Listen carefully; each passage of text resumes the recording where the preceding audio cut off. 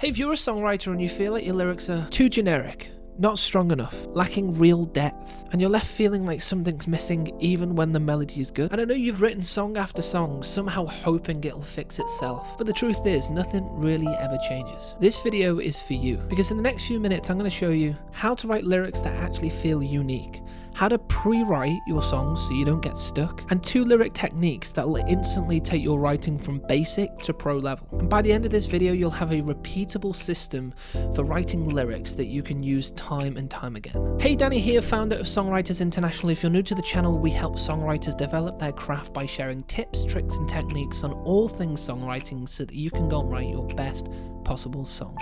Alright, let's dive on into this, but let's first of all look at why your lyrics are actually generic. Now, most songwriters don't actually have a system for writing their lyrics, and I know this because I've mentored over 3,000 songwriters to date, and I see it time and time again. They'll often just wait for inspiration. They'll just write in the moment, they'll write in their notes app. And don't get me wrong, creativity is very important in the process, but if you end up writing with structure, then what's going to actually happen is you'll have vague lines, predictable phrases, lyrics that just sound like lyrics but don't really say anything meaningful or specific. And that's why the lyric itself feels generic when you write it. So if you want to write consistently good, strong lyrics, then you need a process. So I want to share with you what I call the PPS system: planning, preparation, songwriting. Now, it's very important to know that this is before you even pick up an instrument, write a lyric, hum a melody, structure out your song. And the truth is, it's because lyrics are written in the pre-write phase, especially the non-generic great lyrics that you love. So let's break this down. Let's dive on in, first of all, to what we call the planning stage. So let's dive on into the phase 1 here, which is actually planning. Now, this is the idea generation. This is the idea creation. I want you to imagine it a little bit like a fire. When you light a fire from a match and you strike that match and you get that flame, then you can go on and light the fire more intensely. But it all has to start from something. Now, ideas come in all different shapes and sizes as songwriters. They could be quotes, they could be horse names, believe it or not, very unique, 6-word stories. They could be a piece of social media news, that could be headline news as well. Anywhere that you might find a short phrase or a word that is designed, like I say, just to light that spark for you to want to start the songwriting process. Examples of this might be something like, I miss you, but I'm better without you. You moved on too fast. I'm stuck in the past. I'm addicted to someone I can't have. Now, once you actually have that idea, that's when we can start to build on from here. And this is where we identify the point of your song. And this is contrast to anything that most songwriters actually do. A lot of the time, like I say, they'll pick up an instrument and they'll start to write. But here we're reverse engineering the process. We're going to start at the end and work our way back. So what do you want the point of your song to actually be? What is the message we want to convey? What do we want the listener to think, feel, or understand by the time they've actually reached the end? Because if you skip this part, you'll write generic lyrics that never really have the impact that you want. And you'll end up just writing lines, but not actually saying anything intentional or on purpose. So once we've figured out the main message of our song, the point of our song, that's when we can dissect it into portions of the song. This is where you start to build out the story and you decide, well, what is verse 1 saying? What is verse 2 going to be talking about emotionally? Where does it drive forwards? What is that main message that you're going to deliver into the chorus? Are you going to have a bridge? And if you are, then what is that emotional plot twist going to be that's going to catch the listener off? And instantly this gives you direction. Direction of where to go, what to say, how to say it, and straight away you start to unwrap the possibility of great lyrics. And the beautiful thing about this, it'll actually stop writer's block, because writer's block is that moment in the process where you just think, well, what am I trying to say? Now you have a plan, you have an idea as to what you're actually wanting to say, so you just need to follow it like you would a map. That map is designed to take you from A to B in the same way that your plan of your song is. Then finally here into step 3 of this phase, we've gone through planning, preparation, and now we're into that songwriting phase. But only after you have done the 2 phases before this. Do not jump into the songwriting. Because now you're not guessing. You've laid the foundations, you know what you want to say, you just have to go about delivering that for your listener. So once we've actually got a plan in place and we know what we're wanting to deliver for our listener, how can we go about actually digging deeper for a more powerful lyric that, as we've said, doesn't sound generic. And this is where we're going to dive into now. Surface level lyric writing versus beneath the surface level lyric writing. Now, I discovered this process a few years back after I really understood that most generic lyrics are what we call surface level.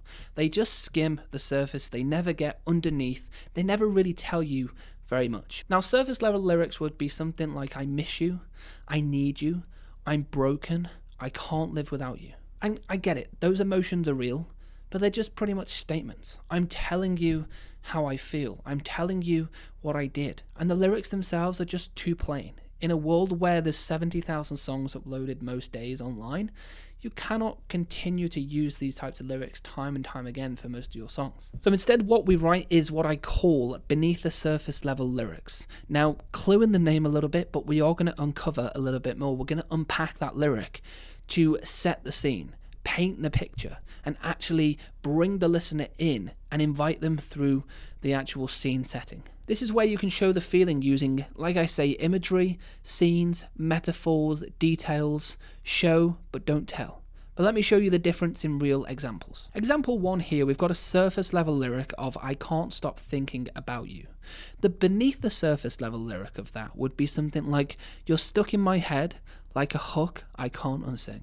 Example 2, surface level lyric is you only want me when it benefits you. The beneath the surface level lyric of that would be you play me when you're lonely, then skip me when you're fine. And then finally into example 3, we've got a lyric here which is we're falling apart, which is the surface level lyric. The beneath the surface level lyric of this would be this building is crumbling beneath our feet. Now notice what is actually happening here. I'm not just telling you an emotion. I'm painting it. I'm trying to give you the visual. I'm trying to put you in the picture. And this is what makes a lyric feel deep. This is what makes a lyric feel real. Now that's not to say that surface level lyrics don't have a place in songwriting and that you should be writing every single lyric with the beneath the surface level lyric concept in place.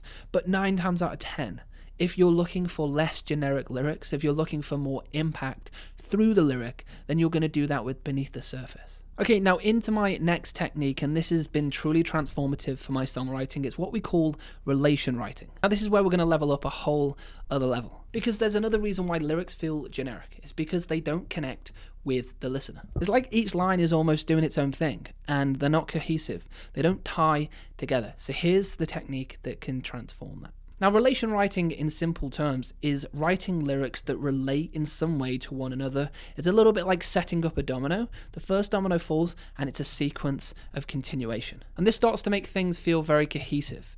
And it's not a conscious thing that the listener may pick up, but a lot of the time it's a subconscious thing that they pick up on and draws them in without them even knowing. So here's an example of a relationship, but it's a music theme. Okay, so we're taking relation writing. So we're going to say you were the chorus I leaned on. Now you're the silence after the last note.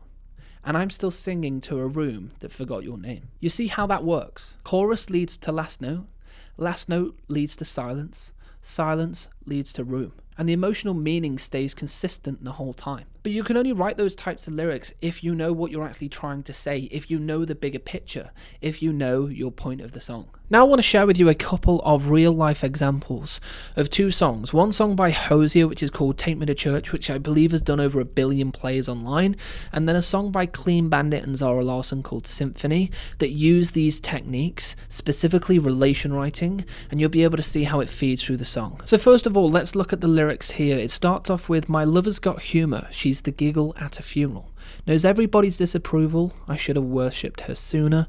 If the heavens ever did speak, she's the last true mouthpiece. Every Sunday's getting more bleak, a fresh poison each week. That is absolutely incredible lyric writing, but it's deliberate.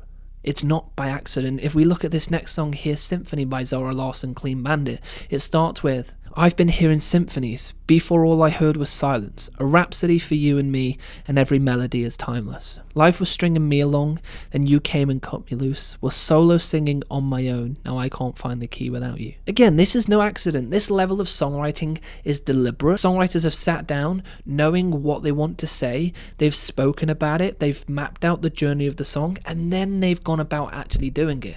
This level of advanced songwriting does not happen by just sitting down, playing a set of chords on the piano or guitar, and then finally finding yourself into a great song. The art of great songwriting is doing things by design that you know is going to work for the listener. And it's to tap into their subconscious without them even knowing. So if you put all those pieces together, you plan your song, you know about surface level and beneath the surface level lyrics, and then you start using relation writing and tie them all together, you can have some really powerful lyrics themselves. But the really important thing is that lyrics are only one part of the song.